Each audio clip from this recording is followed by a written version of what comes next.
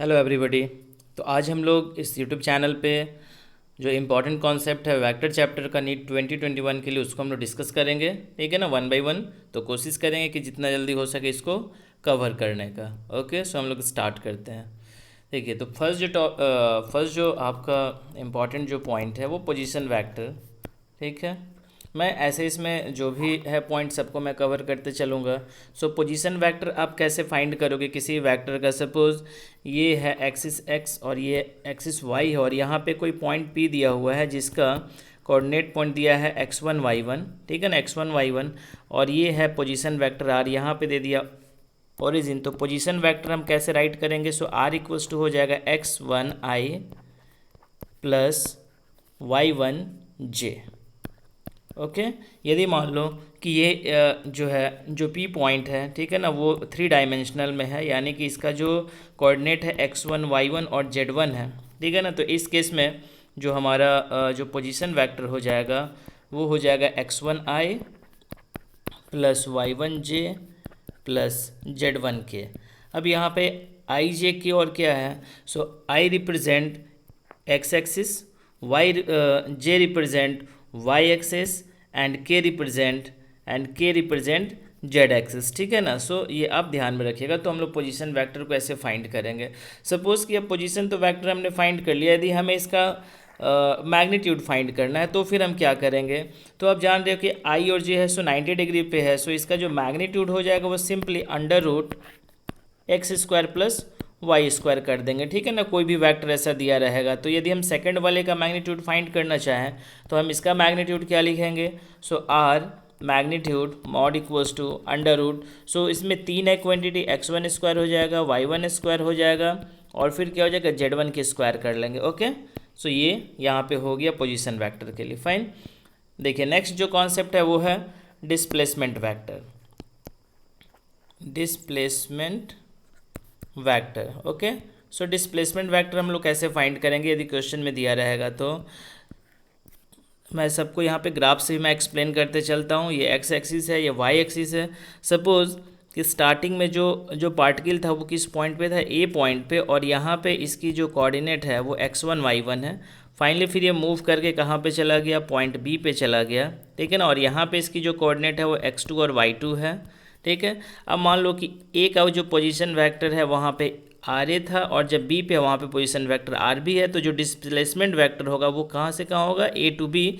Because आपने पढ़ा है कि डिस्प्लेसमेंट का जो डायरेक्शन होता है वो क्या होता है? इनिशियल टू फाइनल पॉइंट हो जाता है। ठीक है, तो यहाँ पे एस इक्वल्स टू क्या लिखेंगे?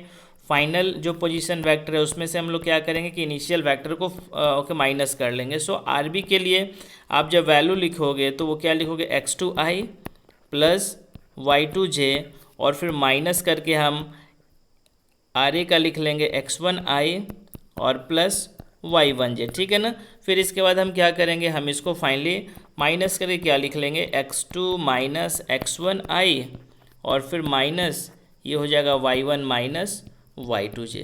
तो हम लोग ऐसे पोजीशन वेक्टर को फाइंड करेंगे। अब सपोज कि मान लीजिए कि इसके बाद यदि हमें इसका रिजल्टेंट फाइंड करना है, यानी इसका मैग्नीट्यूड फाइंड करना वेक्टर का, तो क्या करेंगे? सो फिर सिंपली हम क्या करेंगे? ओके, एस मैग्नीट्यूड फाइंड करना है तो जो आई कॉम्पोनेंट के साथ जो है वैल्यू उसको स्क्वायर कर लेंगे प्लस फिर ये वाई वाले को स्क्वायर कर लेंगे। हम इसको सम कर लेंगे तो हमारा ये वेक्टर का जो मैग्नीट्यूड है वो भी हमें मिल जाएगा। तो ये होगा डिस्प्लेसमेंट वेक्टर। ठीक है, ओके, आप इसको नोट भी कर सकते हो वीडियो को पॉज करके इफ़ यू वांट।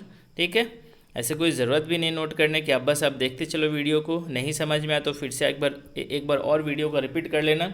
ठीक है, इसके बाद देखिए जो काफ़ी इंपॉर्टेंट हो जाता है angle between two vector. Angle between two vectors, तो दो वेक्टर्स के बीच का एंगल। यदि मान लो कि ये क्वेश्चन में ऐसा आपको डायग्राम दिया हुआ है, ग्राफ दिया हुआ है ए और बी, और यहाँ पे यदि थीटा की एंगल किस दी हुई है? थीटा, तो this one is correct. But suppose कि एग्ज़ाम में आपका वैल्यू ऐसे दे दिया है, okay, this one is vector a and this one is vector b, and the angle between this is suppose 145 degree.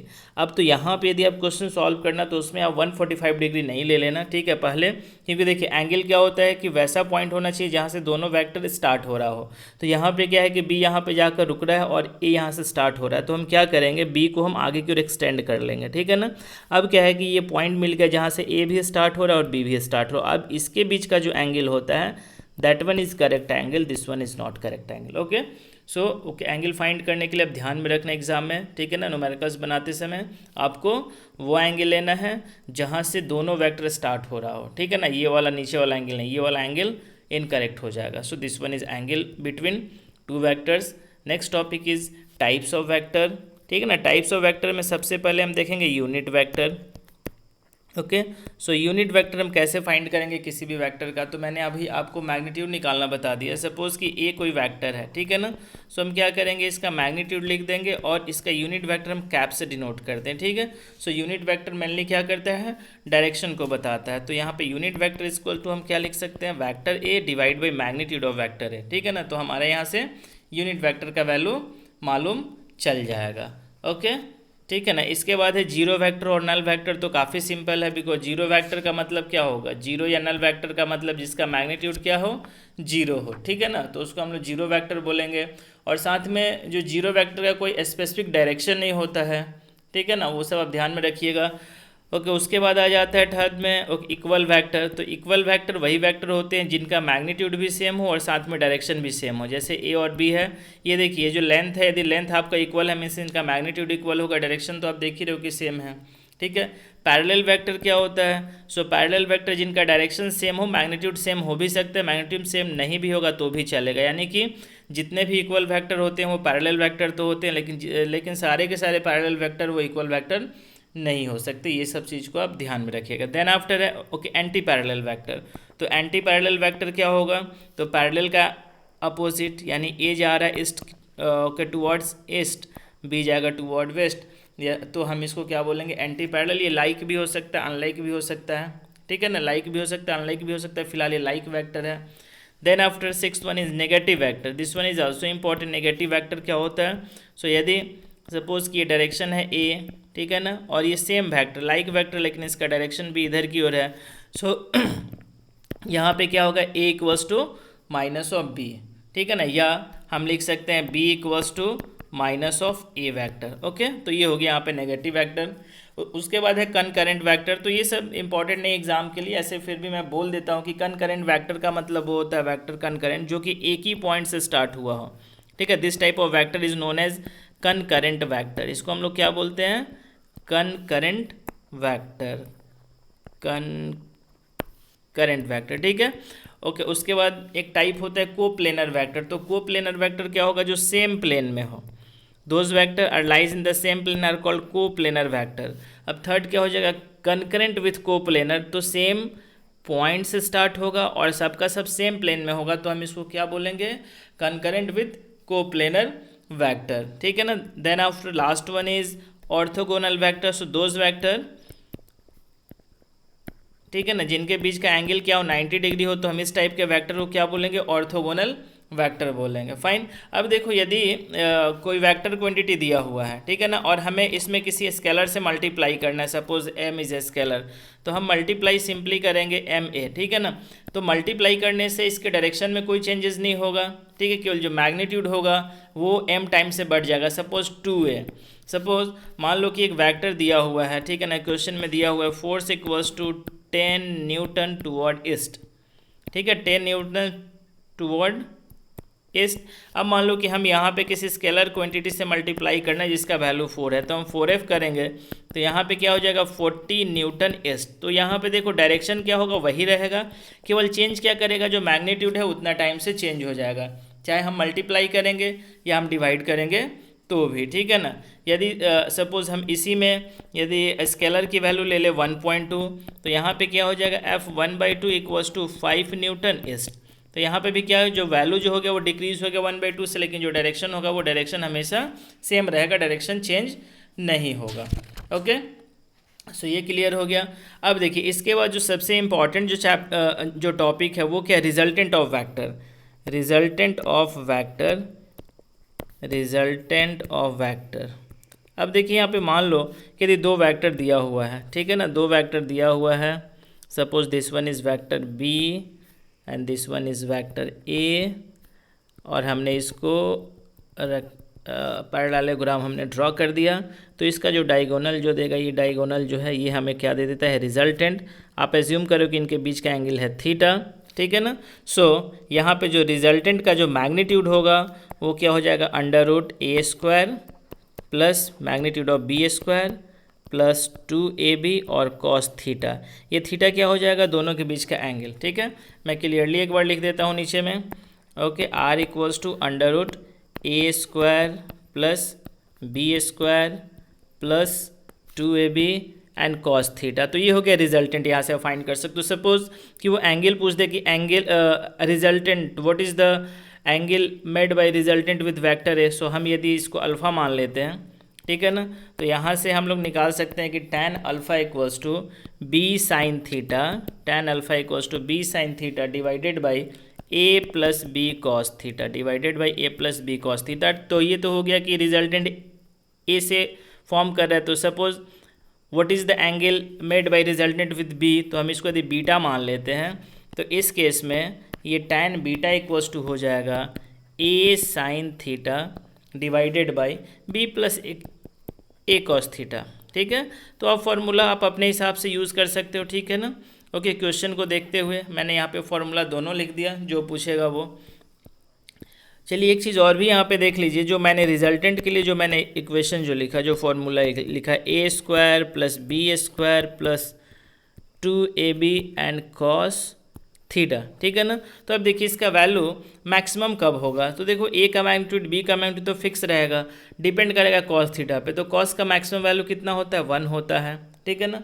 और कॉस का मिनिमम वैल्यू कितना होता है, कॉस का मिनिमम वैल्यू -1 होता है, ठीक है ना, 1 और -1। तो 1 कब होगा, जब थीटा इक्वल्स टू 0 होगा तब। तो जब थीटा इक्वल्स टू 0 होगा तो उस केस में आर का हमें मैक्सिमम वैल्यू मिल जाएगा, और वो मैक्सिमम वैल्यू क्या हो जाएगा, a प्लस बी, ठीक है। जब थीटा का वैल्यू 180 होगा तो हमें आर मिनिमम मिलेगा, और ये मिनिमम वैल्यू कितना हो जाएगा, a माइनस बी, ठीक है। और थीटा की वैल्यू जब 90 डिग्री होगा, जब थीटा कितना होगा, 90 डिग्री होगा, तो cos 90 0 होता है, और उस केस में रिजल्टेंट का वैल्यू कितना हो जाएगा, a square plus B square. तो बस आप ये रिजल्ट याद रखो ताकि आपके एग्जाम में टाइम बचेगा, ठीक है। ओके, सो ये हो गया। सो ये सारे जो भी है ओके इंपॉर्टेंट जितना भी है वो मैं डिस्कस करते जा रहा हूँ। इसके बाद है कंपोनेंट ऑफ वेक्टर, ठीक है। Component of vector is also important, component of vector, क्योंकि आप जब भी न्यूमेरिकल सॉल्व करते हो तो ये ज़रूर आता है। सपोज़ यहाँ पे ये एक्स एक्सिस है, ये वाई एक्सिस है, और ये कोई वेक्टर है ए, ठीक है ना, which makes an angle theta with X axis. तो what is the component of X A in the direction of X and Y, ठीक है ना। तो एक्स की ओर कंपोनेंट फाइंड करने के लिए अब क्या करोगे, आप एक यहाँ से परपेंडिकुलर लाइन डाल दो, तो ये थीटा हो जाए, ये 90 डिग्री हो जाएगा। सो एक्स क्या है, बेस है, सॉरी यहाँ पे अब क्या करो, आपकी कॉस थीटा का वैल्यू फाइंड करो एक बार। तो जब आप कॉस थीटा का वैल्यू फाइंड करोगे तो कॉस थीटा इक्वल्स टू क्या होता है, बेस बाई हाइपोटेनस। तो base is x by x. तो यहाँ से एक्स की कंपोनेंट क्या हो जाएगी, ए, सॉरी यहाँ पे ये ए होगा, it's not A X, okay. So ये हो जाएगा A X equals to A cos theta, ठीक है ना। वैसे यदि हम y कंपोनेंट यहाँ पे फाइंड करेंगे तो y कंपोनेंट हमारा क्या हो जाएगा, A Y equals to A sine theta. So you must be remember this two, X equals to A cos theta, A Y equals to A sine theta. ये भी काफ़ी इंपॉर्टेंट हो जाता है क्वेश्चन जब हम सॉल्व करेंगे तब, क्योंकि वहाँ पे आपको कंपोनेंट को ब्रेक करना पड़ता है, फाइन, ठीक है ना। इसके बाद है प्रोडक्ट।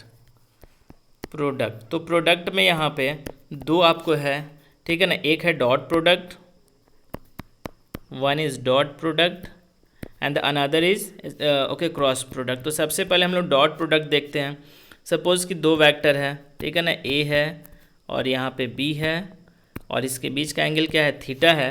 तो इस केस में ए डॉट बी की जो वैल्यू होगी वो होगी मैग्नीट्यूड ऑफ ए बी और कॉस थीटा। एक चीज़ आप याद रखना कि ये जो रिजल्टेंट आता है डॉट प्रोडक्ट का, ये हमेशा स्केलर आता है, इसलिए यहाँ पे कोई भी डायरेक्शन के लिए नोटेशन की ज़रूरत नहीं है, ठीक है ना। स्केलर आता है तो बस फॉर्मूला क्या हो जाएगा, ए बी कॉस थीटा।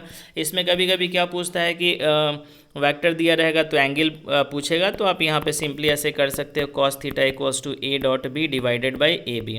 तो यहाँ से आप कॉस थीटा का वैल्यू फाइंड कर सकते हो। ओके, सिमिलरली यदि हमें क्रॉस प्रोडक्ट निकालना हो ए क्रॉस बी, तो ए क्रॉस बी के लिए फॉर्मूला हो जाता है ए बी साइन थीटा, और ये वेक्टर क्वांटिटी आता है तो यहाँ पे एक यूनिट वेक्टर भी लगा होता है जो कि हमें डायरेक्शन को बताता है, ठीक है। तो ये हो गया इंपॉर्टेंट। अब देखो जो मैंने बताया था अभी कि 3 यूनिट वेक्टर, और ये काफ़ी इंपॉर्टेंट भी है और एग्ज़ाम में आते भी इस पे क्वेश्चन, जैसे ये हो गया x axis, y axis, z axis. तो ओके, एक्स एक्सिस को रिप्रेजेंट करने के लिए आई, वाई एक्सिस को रिप्रेजेंट करने के लिए जे, और जेड एक्सिस को रिप्रेजेंट करने के लिए हम के यूनिट वेक्टर का यूज़ करते हैं। और यहाँ पे तीनों जो होता है ये ऑर्थोगोनल होते हैं, यानी कि तीनों 90 डिग्री होगा। तो यदि हम यहाँ पे, अब ध्यान देना कि यदि हम आई डॉट आई करेंगे या जे डॉट जे करेंगे या के डॉट के करेंगे, तो यूनिट वेक्टर का मैग्नीट्यूड तो 1 होता है, और सेम आई डॉट आई का मतलब थीटा का वैल्यू 0, तो इसका जो वैल्यू होगा आपका ये हमेशा वैल्यू 1 होगा, ध्यान में रखिएगा। यदि हम यहाँ पे आई डॉट जे कर लें या जे डॉट के कर दें, ठीक है, या हम लोग के डॉट आई कर दे, तो इसका वैल्यू 0 होगा, बिकॉज डॉट प्रोडक्ट में मैंने अभी आपको बताया कि कॉस थीटा आता है, ठीक है ना, जैसे ए बी कॉस थीटा। तो यदि यहाँ पे कॉस थीटा में आप देखो कि आई और जे के बीच का एंगल कितना है, 90 डिग्री है, ठीक है ना। तो और कॉस 90 क्या होता है, 0 होता है, तो ये सबका 0 हो जाएगा। यदि सेम यूनिट वेक्टर का डॉट प्रोडक्ट होगा तो 1, यदि डिफरेंट यूनिट वेक्टर का डॉट प्रोडक्ट होगा तो 0। और इस पर बेस्ड क्वेश्चन भी लास्ट ईयर पूछा था, ठीक है, उसमें क्रॉस प्रोडक्ट पे पूछा था, जैसे कि आई क्रॉस यदि आई हो, ठीक है ना, जे क्रॉस जे हो और के क्रॉस के हो। तो देखिए आपने अभी अभी देखा कि वहाँ पे क्या था, साइन था, ठीक है ना, क्रॉस प्रोडक्ट में साइन थीटा आता है, तो सेम यूनिट वेक्टर तो 0 डिग्री, और साइन 0 का वैल्यू 0 होता है, तो इसका रिजल्टेंट क्या हो जाएगा, 0 हो जाएगा। बट यहाँ पे डायरेक्शन भी जरूर लिख देंगे। अब देखो यहाँ पे क्योंकि 0 वेक्टर है तो कोई डायरेक्शन स्पेसिफिक नहीं है, नहीं भी लिखेंगे तो चलेगा। लेकिन यहाँ पे यदि हमारा डिफरेंट यूनिट वेक्टर होगा तब क्या होगा, जैसे आई क्रॉस जे होगा तो वैल्यू क्या होगा ये हम देखते हैं, इसको आप अच्छे से समझिए, ठीक है। हम एक यहाँ पे सर्कल बनाने जा रहे हैं, ठीक है, एक सर्कल हमने बना दिया, ये मान लो कि आई, ये मान लो जे, और यहाँ पे मान लो के है, ठीक है ना। आप एक बार क्या करो कि क्लॉकवाइज डायरेक्शन में मूव करो, ठीक है। तो क्लॉकवाइज डायरेक्शन में मूव करेंगे तो आई के बाद जे आएगा, फिर जे के बाद क्या आएगा, के, ठीक है, फिर के बाद क्या आएगा, सॉरी, फिर आई जे के। अब देखो फिर जे के बाद क्या आएगा, जे के बाद के आएगा, तो जे के यहाँ पे हो जाएगा आई, फिर के बाद क्या आ जाएगा, आई, तो आई के बाद क्या हो जाएगा, जे। तो यहाँ पे देखो आई जे तो के, जे के तो आई, यानी कि आप इसको क्या करो कि क्लॉकवाइज डायरेक्शन में मूव करो और नेक्स्ट जो मिले उसको लिखते जाओ, और ये वैल्यू पॉजिटिव में होगा यदि क्लॉकवाइज होगा तो। यदि यहाँ पे एंटी क्लॉकवाइज होगा तो फिर क्या होगा वो आप देख लो, ठीक है ना। एंटी क्लॉकवाइज यदि मूव करेंगे तब, यानी कि उल्टा अपोजिट डायरेक्शन में मूव करेंगे तब फिर क्या होगा, ये भी आप समझ लो। ओके, इधर की ओर मूव करेंगे तो बस जो डायरेक्शन है ना वो चेंज हो जाएगा, लाइक जे क्रॉस आई तो ये हो जाएगा माइनस के, ठीक है ना। फिर करेंगे आई क्रॉस के तो ये हो जाएगा माइनस जे, फिर करेंगे के क्रॉस जे तो ये हो जाएगा माइनस आई, ठीक है। और लास्ट ईयर जो एक क्वेश्चन था वो इसी पे बेस्ड था, ठीक है ना। उसमें टॉर का वैल्यू पूछा हुआ था कि टॉर का वैल्यू क्या होगा, और वहाँ पे काफ़ी सिंपल क्वेश्चन था, आर क्रॉस एफ दिया हुआ था, जिसमें से आर की वैल्यू दी हुई थी आई थिंक 2 के था, जहाँ तक मुझे याद है 2 के मीटर, और इसकी वैल्यू दी हुई थी, जे की जो वैल्यू हुई थी वो थी 3 जे, फोर्स का वैल्यू न्यूटन दिया हुआ था, ठीक है। तो इसका आंसर इसमें क्या आएगा, -6 आई न्यूटन मीटर, ठीक है। तो ये वैल्यू लास्ट ईयर का था क्वेश्चन, तो इसी पे बेस्ड हो गया ये, ओके, ठीक है। सो यहाँ तक ये आपका ओके क्लियर हो गया, कंफर्म हो गया, इसमें कोई भी डाउट नहीं है। तो यदि आप अच्छे से रिवीजन कर लीजिएगा तो आपका कोई भी क्वेश्चन यहाँ से मिस नहीं होगा। अब देखिए जो इंपॉर्टेंट चीज़ मैं बता दे रहा हूँ, सपोज़ ए कोई वेक्टर दिया हुआ है a1i plus b1j plus c1k, ठीक है ना, और फिर b कोई वेक्टर दिया हुआ है a2i plus b2j plus c2k, और यहाँ पे हमें क्या करना है, a dot b. So a dot b जब करेंगे तो सिंपली कुछ नहीं करना, i डॉट i1 होता है तो सिंपली a1 a2 लिख देंगे प्लस b1 b2 लिख देंगे प्लस C1 C2 लिख देंगे, ठीक है। लेकिन वही यदि आपको क्रॉस प्रोडक्ट करना होगा तो क्रॉस प्रोडक्ट के लिए जो मैंने आपको बताया वो सब आपको यूज़ करते हुए चलना पड़ेगा कि I×J क्या होगा, K×J क्या होगा, ठीक है ना। ओके, सो ये काफ़ी इंपॉर्टेंट सारे फॉर्मूले थे जो कि मैंने आपको डिस्कस कर लिया, ठीक है, वेक्टर के लिए। स्टिल यदि कोई वैसा टॉपिक है जो कि आपको वेक्टर में नहीं समझ में आ रहा हो तो आप ज़रूर कमेंट सेक्शन में ओके मैसेज डालें। आप वीडियो को पॉज कर करके आप नोट भी कर सकते हैं, ठीक है। ओके, सो ये हमने आज आपको अप्रॉक्स 20 मिनट में वेक्टर चैप्टर को कंप्लीट करा दिया और ये काफ़ी इंपॉर्टेंट चैप्टर हो जाता है, ठीक है ना, क्योंकि वेक्टर जो है, वेक्टर का जो फॉर्मूला है वो किसी भी चैप्टर में क्वेश्चन में आ सकता है, ठीक है। तो वहाँ पे आपको कॉन्सेप्ट होना बहुत ज़रूरी हो जाता है, ठीक है। तो यदि आपके पास कॉन्सेप्ट होगा तो आप आराम से क्वेश्चन को सॉल्व कर सकते हैं। तो वीडियो को आप पॉज कर करके आप रोक सकते हैं, मैं थोड़ा मैं लास्ट में ओके रुक कर मैं भी इसको दिखा दे रहा हूँ, ठीक है। ओके, सो कोई भी डाउट है तो आप कमेंट सेक्शन में डालें, ठीक है, या कमेंट सेक्शन में या आप मेरे नंबर पे भी कांटेक्ट कर सकते हैं। मेरा व्हाट्सअप नंबर है 7070102105, ठीक है ना। इस पर आप मैसेज ड्रॉप कर सकते हैं, मैं आपको ज़रूर रिप्लाई करूँगा। फाइन, तो धन्यवाद, ठीक है। फिर मिलते हैं हम नेक्स्ट वीडियो में। और प्लीज़ यदि आपको मेरा वीडियो अच्छा लग रहा हो तो आप मेरे चैनल को सब्सक्राइब कीजिए, लाइक कीजिए, दोस्तों के साथ शेयर कीजिए। और मैं बहुत जल्दी ही काइनेमेटिक्स का काइनेमेटिक्स का और 12th का भी, ठीक है, ओके, इलेक्ट्रोस्टैट का वीडियो मैं आज या कल में अपलोड करने वाला हूँ। तो आप लाइक कीजिए, चैनल को सब्सक्राइब कीजिए और बेल आइकन भी दबाना ना भूलें ताकि आपके पास सबसे पहले नोटिफिकेशन जाए। धन्यवाद, थैंक यू।